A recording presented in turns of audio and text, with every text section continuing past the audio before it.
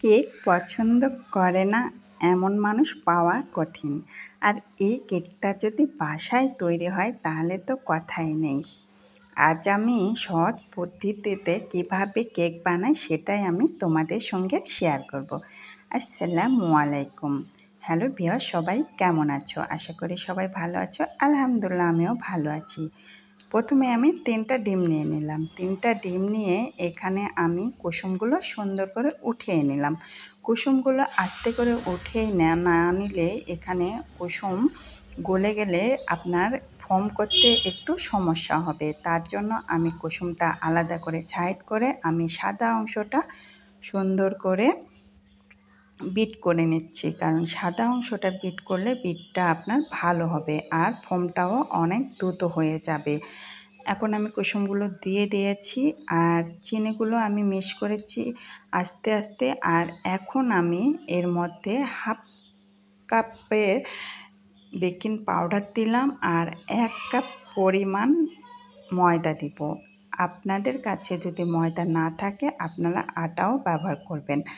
অবশ্যই এটা চেলে নিতে হবে, কারণ অনেক সময় ময়দাতে কিন্তু একটু গোটা ভাব থাকে, তার জন্য চেলে নিলে অনেক ভালো হয়।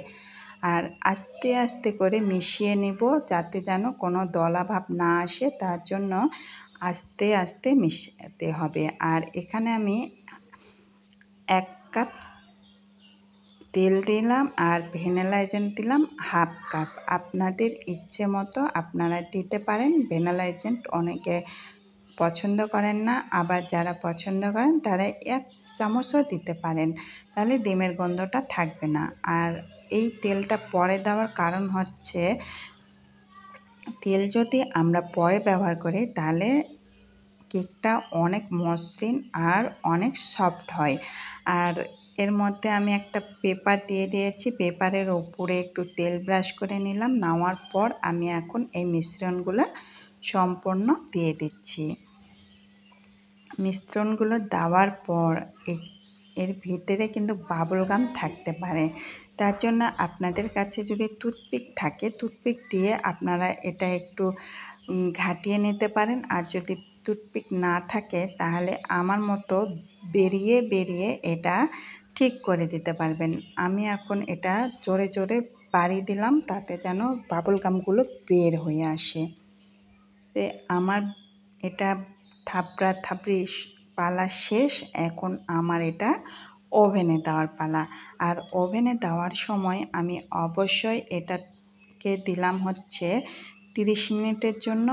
আর তাপমাত্রা দিলাম 150-তে, আর ওপর নিচে দুটাই তাপটা দিয়ে দিলাম। আর কেকটা আমি এখন বের করে নিচ্ছি। এই কেকটা হচ্ছে আমি একটু কালার নিয়ে আসার জন্য উপরে একটু বেশি করে তাপ দিয়েছি যাতে যেন কালারটা ভালো আসে। আমার ছেলে তো এই কেক দেখলে ওর মাথায় নষ্ট হয়ে যায়, ও খেতে খেতে ওই কেকের ঘ্রাণ নেওয়া শুরু করে দিয়েছে। আর এখন আমি এই কেকটা কাটবো আর আমাকে হেল্প করবে আমার ছেলে।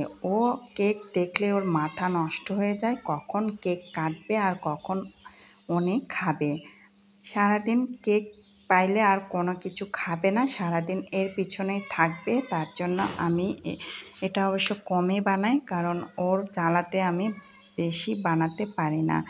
আর বাসায় যদি আপনারা এভাবে বানিয়ে নিতে পারেন, দেখে তো বুঝতেই পারলেন অতি সহজে কেকটা বাসায় বানানো হয়ে যায়। আপনারা ইচ্ছে করলে চুলাতেও বানাতে পারবেন।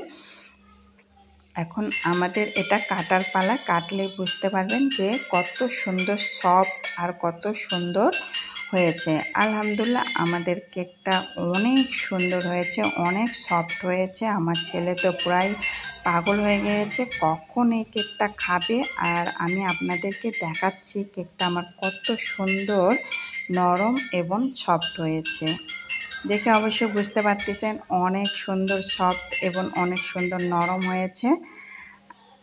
আলহামদুলিল্লাহ। আর আমাদের ভিডিও যদি তোমাদের ভালো লেগে থাকে অবশ্যই লাইক করবা, কমেন্ট করবা এবং সাবস্ক্রাইব করবা এবং আমাদের পাশেই থাকবা। আর যে যেখান থেকেই দেখো না কেন অবশ্যই আমার ভিডিওটি টিতে একটা সাবস্ক্রাইব অবশ্যই করবা। সবাই ভালো থাকবা। আল্লাহ হাফেজ।